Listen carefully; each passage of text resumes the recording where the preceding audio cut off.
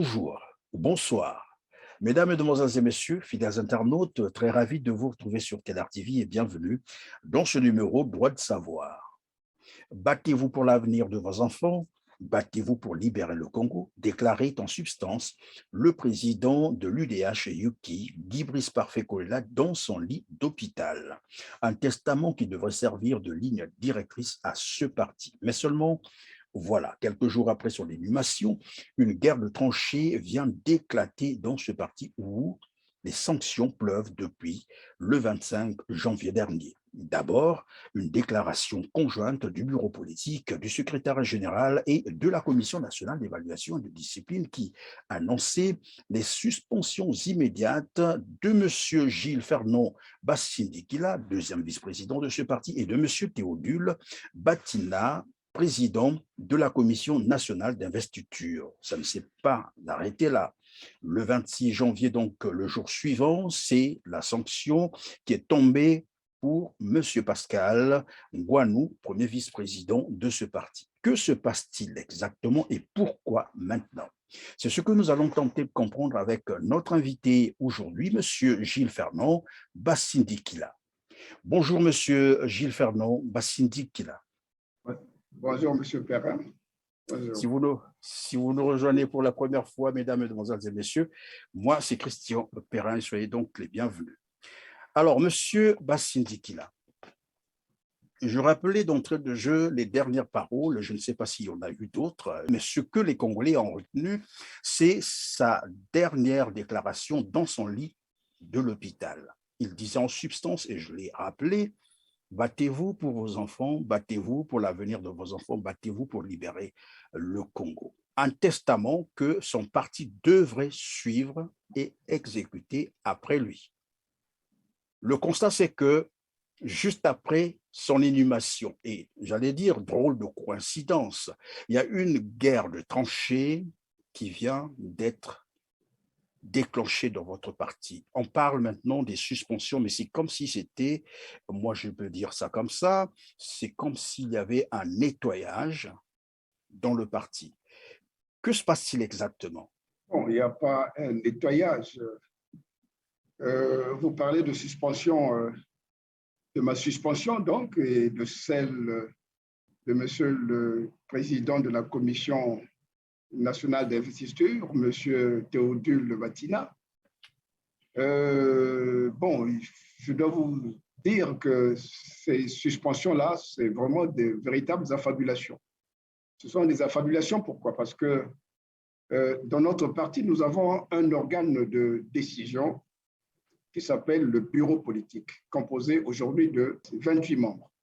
Nous avons un secrétariat général qui est l'organe d'exécution des décisions du bureau politique.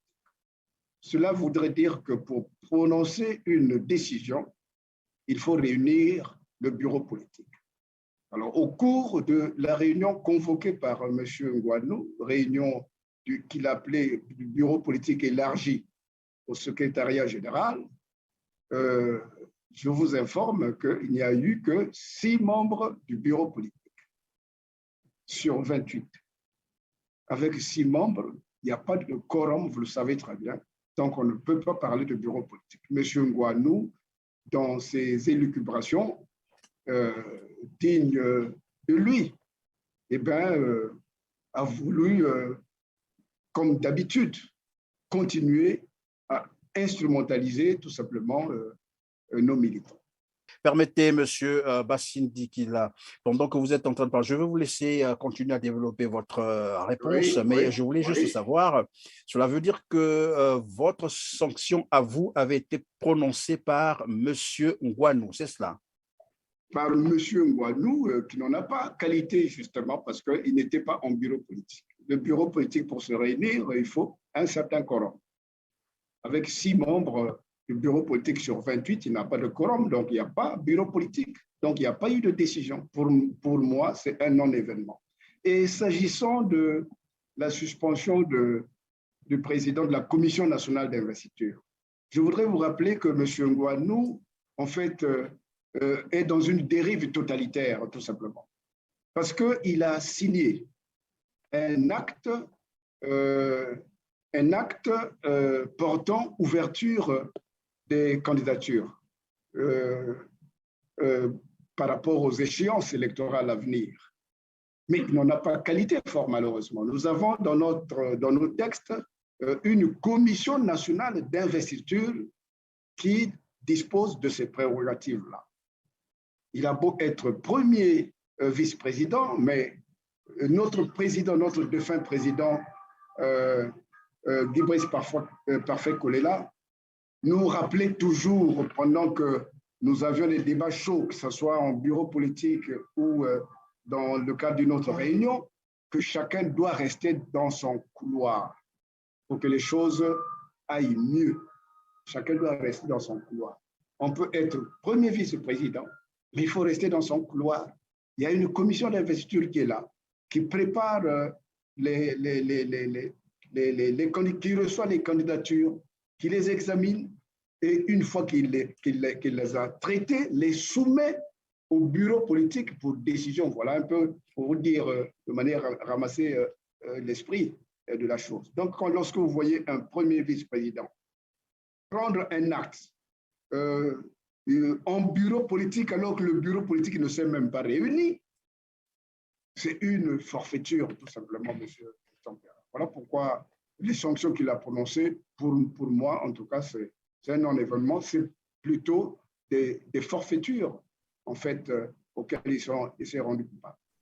Alors, donc, vous disiez que c'est une forfaiture, et donc, cette déclaration, en réalité, n'a aucun effet. Mais nous apprenons dans le même temps que finalement, M. Ngouanou lui-même venait d'être sanctionné, donc le 26 janvier dernier. Là. Et qui a sanctionné M. Ngouanou? Alors, ça, c'est la vraie sanction. C'est la vraie sanction. Pourquoi? Parce qu'il s'agit des 2/3, justement, des membres du bureau politique qui se sont retrouvés. Parce que nos textes disposent que lorsque, sur une question importante, les 2/3 sont pour, et bien, si le président, celui qui a qualité pour convoquer ne convoque pas, et bien, le suivant, il convoque.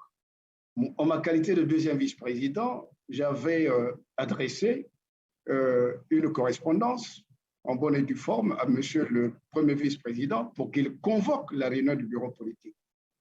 Mais étant donné que monsieur Ngouanou se sentait déjà certainement coupable, il évitait, il ne voulait pas convoquer cette réunion-là. Il a, à la place, convoqué d'abord dans un premier temps toujours sa réunion du bureau politique élargie au secrétariat, ce qui ne se justifie même pas, parce que les problèmes du bureau politique se règlent en bureau politique. Le secrétariat général n'est qu'un organe d'exécution. On ne l'invite que lorsqu'il est question, lorsqu'une décision a été arrêtée en bureau politique et qu'on veut la faire relayer par les organes intermédiaires. C'est à ce moment-là qu'on peut convoquer une réunion élargie, parce que les décisions ont déjà été prises. Mais on ne peut pas convoquer le secrétariat général pour prendre une décision.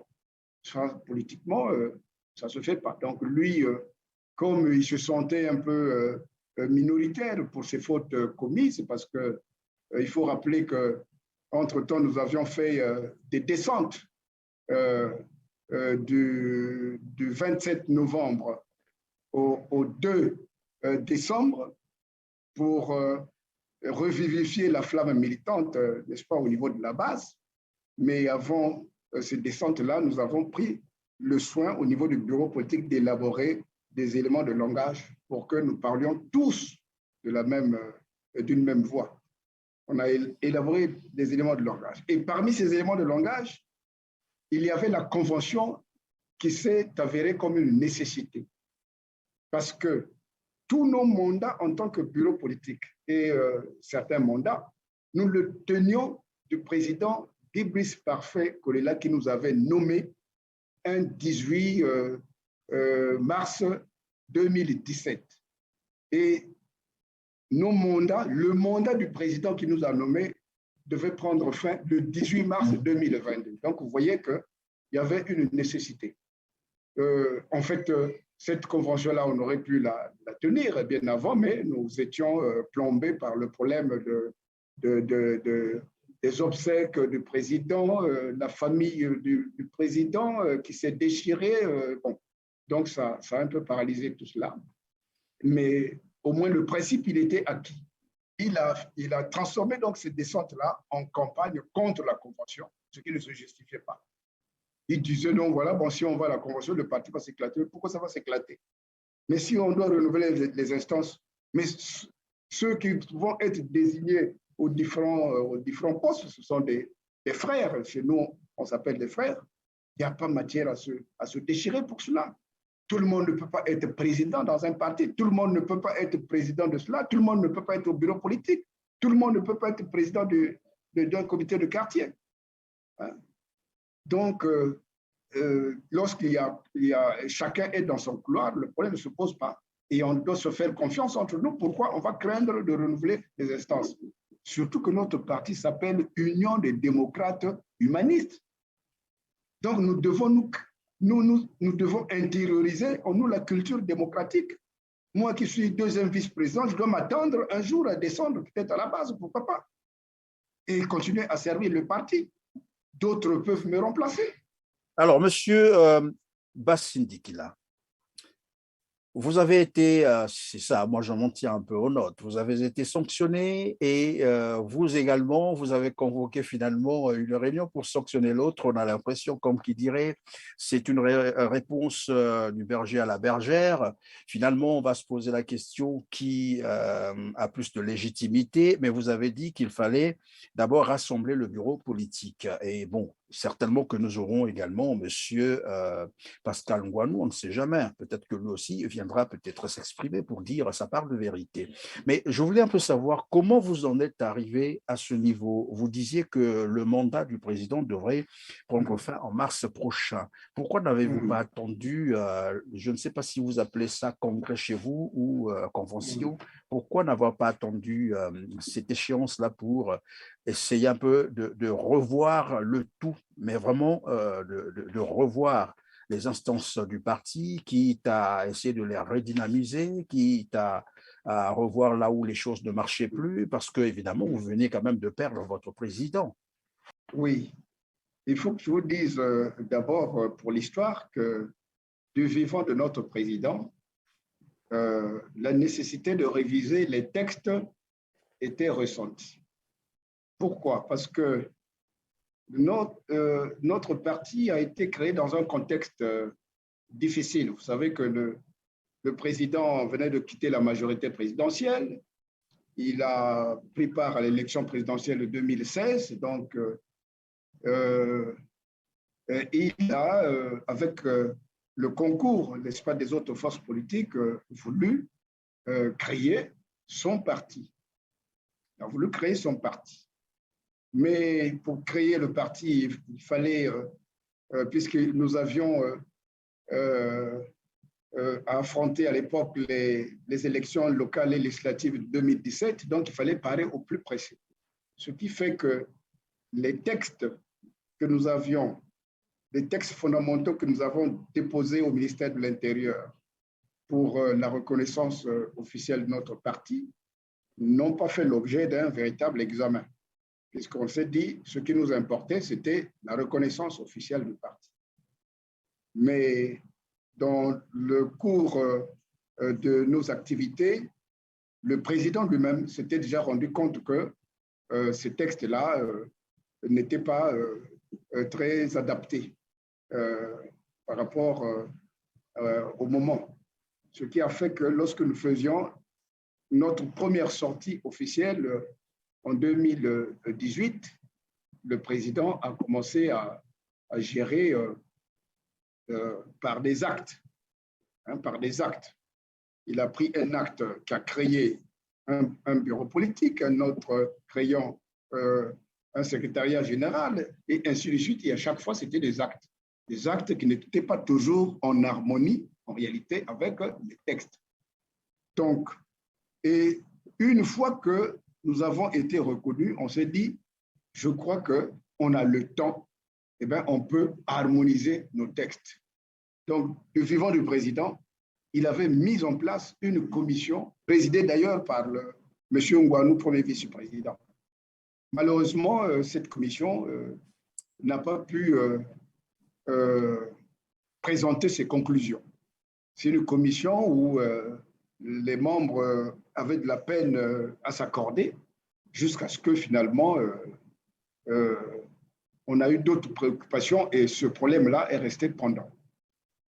Or, oui, mais monsieur oui, Bassidikila, est-ce qu'on peut comprendre que ces petites divergences finalement remontent de très loin? Sinon, comment expliquer que tout le temps que vous avez eu, vous n'avez pas pu réorganiser le parti? Il fallait diriger le parti par des actes comme ça que l'on prenait.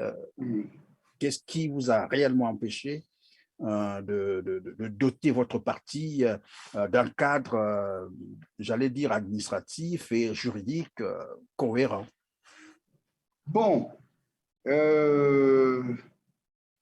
il y a eu, c'est vrai, le problème de tempérament des membres de la commission. Bon, moi, je ne faisais pas partie, mais en tout cas, je crois qu'il faudra certainement poser la question au président de cette commission-là, le président Guanou, pourquoi ils n'ont pas été capables de nous présenter des conclusions appréciables. Je n'ai jamais fait partie de cette commission. Voilà. Alors, monsieur Bassidikila, d'où est parti le problème qui vous crée aujourd'hui des divergences au point où sur en fait la place publique, hein, tout le monde est informé de ce qui se passe maintenant au niveau du parti UDH-UKI. Qu'est-ce qui ne va pas exactement? Le problème se situe à quel niveau? Le problème est né du vide juridique après la mort du président. Parce que dans justement ces textes-là que nous voulions harmoniser, dans ces textes-là, il n'y avait pas de cas de décès. Les textes ne prévoyaient pas les cas de décès du président.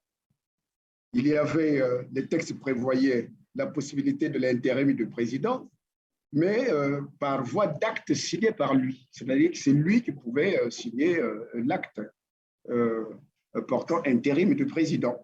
Ça veut dire que le président devrait être en vie. Et les textes ont été mués sur le cas de décès. Mais c'est fort malheureusement ce qui est arrivé. Donc, lorsque l'irréparable arrive, il y a une préséance qui est là. Il y a un premier vice-président, il y a un deuxième vice-président. Mais entre le premier et deuxième vice-président, personne ne pouvait accéder aux prérogatives du président. Pour accéder aux prérogatives du président, il fallait nécessairement aller à la convention, être élu ou au congrès. S'il vous plaît, monsieur Bassidikila, donc il n'y avait même pas un dispositif collégial qui pouvait décider si jamais le président n'est pas là. Justement, c'est là où j'en arrive. Étant donné ce fait-là, nous avons débattu donc de problèmes parce qu'il y a des faits qui nous ont fait observer que personne n'avait la légalité pour diriger les réunions du bureau politique. Eh bien, nous avons mis en place une commission, le bureau politique a mis en place une commission pour essayer de réfléchir à la manière de remplir le vide. Et cette commission-là a abouti aux conclusions suivantes. Il fallait que le premier vice-président et le deuxième vice-président gèrent le bureau politique de manière collégiale et concertée. C'est-à-dire que les deux devraient prendre ensemble l'initiative de réunion avec l'assistance, évidemment, des organes habituels qui étaient prévus, donc notamment le secrétariat permanent du bureau politique, et puis les deux cabinets, on avait deux cabinets, un cabinet pôle politique et un cabinet pôle administratif qui assistait le président. Donc voilà les conclusions que nous avions prises au niveau du bureau politique pour essayer de combler le vide. Fort malheureusement, en dépit de ces conclusions qui nous imposaient donc au premier vice-président et au deuxième vice-président la collégialité dans l'initiative des réunions avec l'assistance des organes que j'ai sus indiqués, le monsieur Ngouanou n'a pas arrêté il n'en faisait les choses qu'à sa tête. Il prenait l'initiative des réunions seul et il me convoquait. J'ai fait maintes démarches à son endroit pour lui signifier que ça ne pouvait pas se passer de cette manière-là. Si une réunion devait être convoquée, c'est lui et moi qui devrions la convoquer au vu de la résolution que nous avons prise en bureau politique. Donc, le problème est parti de là. En fait, c'est le personnage, si vous voulez, de M. Ngouanou qui versait dans une dérive tout simplement totalitaire. Puisque je vous ai parlé tout à l'heure qu'il voulait même faire le travail de la Commission nationale d'investiture, alors que ce n'est pas de sa compétence. Finalement, je découvre que c'est aujourd'hui, en tout cas, que nous découvrons que ce monsieur-là n'a pas certainement la culture démocratique. C'est vous qui le dites, probablement qu'il n'a pas la culture démocratique. Mais M. Bassidi Kila, est-ce qu'on peut penser que c'est juste une coïncidence que cela vous arrive juste après quelques 2 jours, 3 jours de l'inhumation de votre président du parti? Bon, mais ça va de soi. Vous savez qu'on est des Bantous. Nous avions perdu notre illustre président. Chez nous, les Bantous, on peut pas. On est obligé de taire, en tout cas, les problèmes tant que les obsèques n'ont pas été organisés. Ça veut dire que les problèmes couvaient, en réalité. Les problèmes couvaient par, évidemment, le comportement de M. Ngouanou qui faisait preuve d'une dérive totalitaire. Il n'a jamais voulu écouter qui que ce soit. Pour preuve, il s'est mis à signer un acte portant ouverture des candidatures, engageant le bureau politique sans qu'il y ait eu réunion du bureau politique. Vous voyez, c'est extrêmement grave. Cet acte est signé quand exactement? Avant l'inhumation ou après l'inhumation? Non, c'était avant l'inhumation. Avant l'inhumation, il a signé ça, c'était en décembre, c'était le 14 décembre. Le 14 décembre 2021. Et je voudrais vous rappeler que, bon, même le président de son vivant, M. Guy Brice Parfait Kolela, qui s'il prenait les actes, il ne pouvait pas les prendre seul, il les prenait toujours en bureau politique. Il avait des cabinets pôle administratif, cabinet pôle politique qui les préparait et il soumettait ces projets d'actes-là au bureau politique. À plusieurs reprises, il nous a amené des projets d'actes, on a débattu en bureau politique, il y a des actes qui recueillaient l'assentiment du bureau politique et signaient, il y en avait d'autres qu'il était obligé de retirer parce que, bon, le bureau politique estimait après le débat que ce n'étaient pas des actes qui étaient bien préparés, donc il les retirait.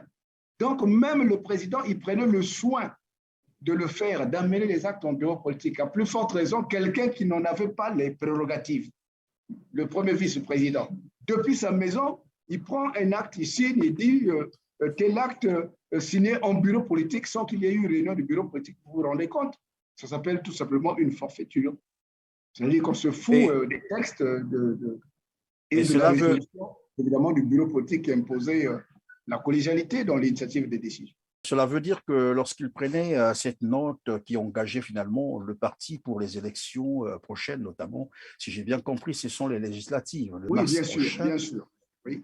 Et quand il prenait donc cette note, c'était aussi à lui de désigner ou de sélectionner les membres ou les candidats, c'est ça?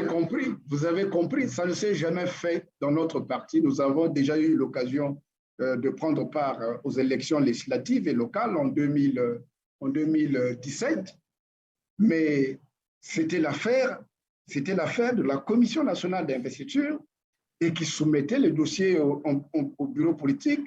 Le bureau politique prenait la décision et lorsque le bureau politique n'arrivait pas à s'accorder, c'est à ce moment-là que intervenait son arbitrage en sa qualité de président. Donc voilà comment ça se faisait.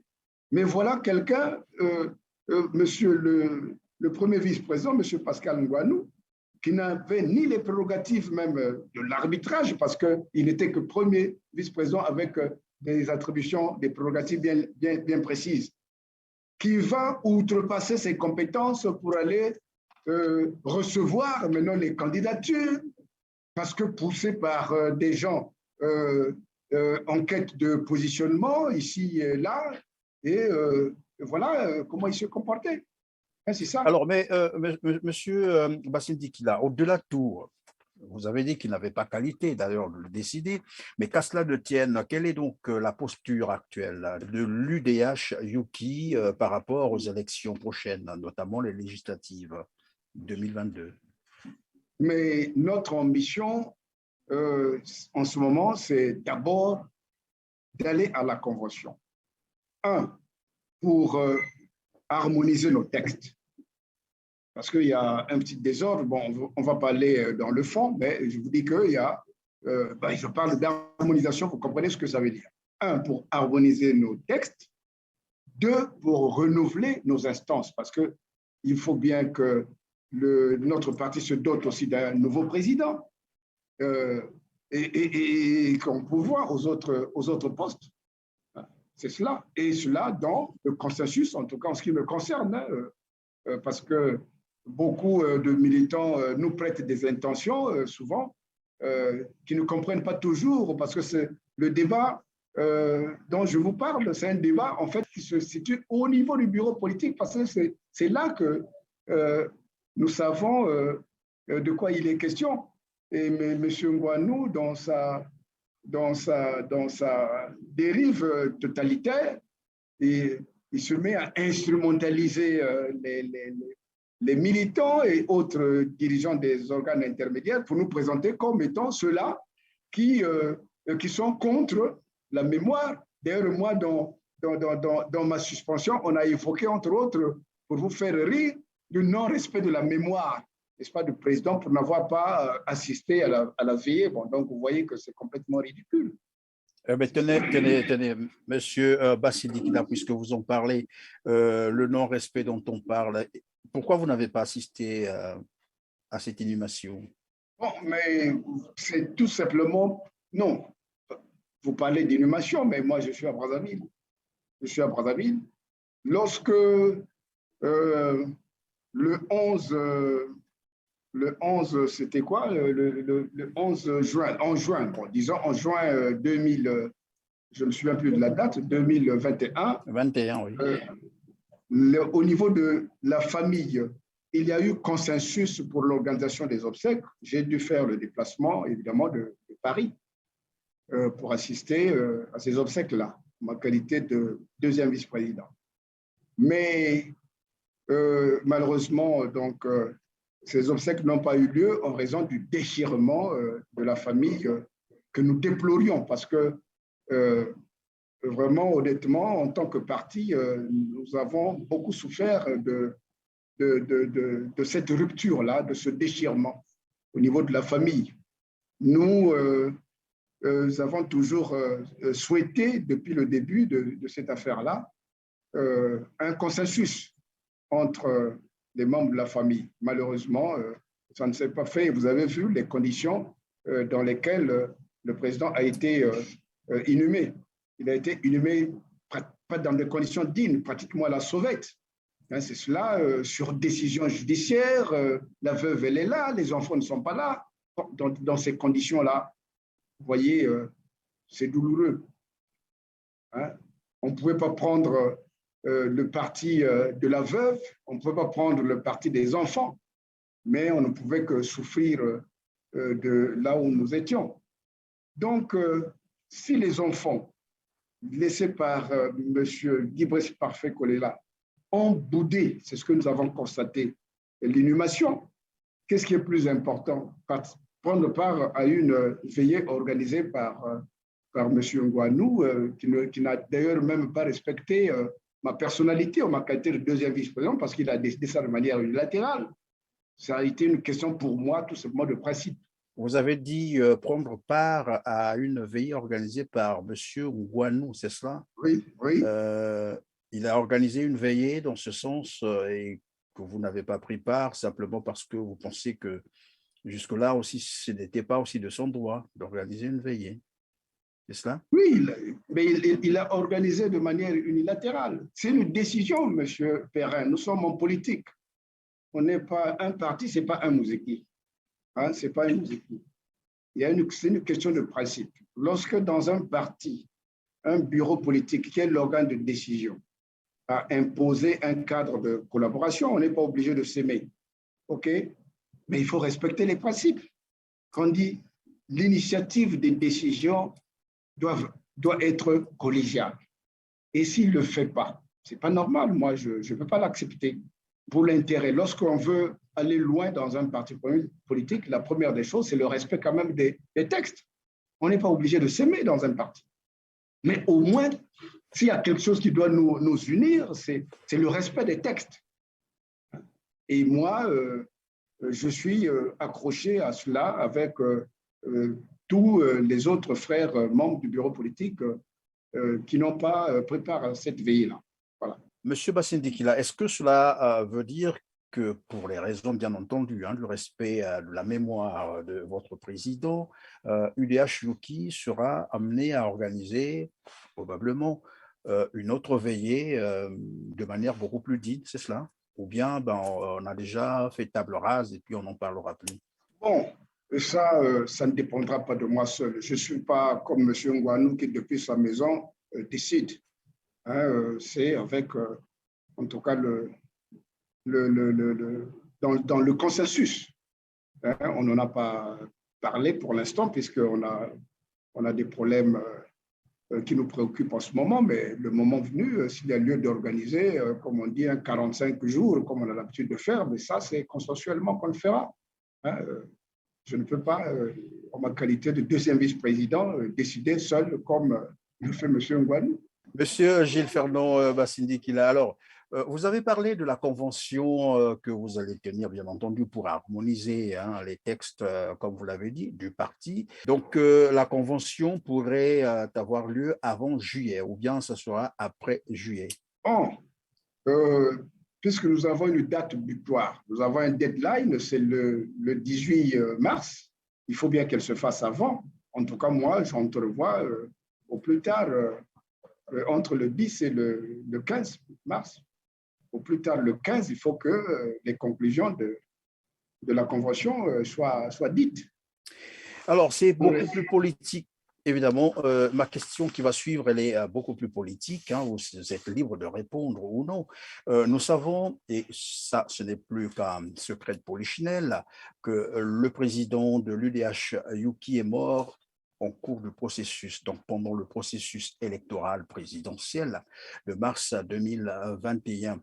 Il y a une disposition dans la Constitution congolaise qui, normalement, nécessitait l'application de l'article 70, donc en fait, de l'annulation de l'élection, la reprise des élections, parce qu'il y a un candidat qui est empêché, qui a été empêché définitivement, mais sinon qui est décédé.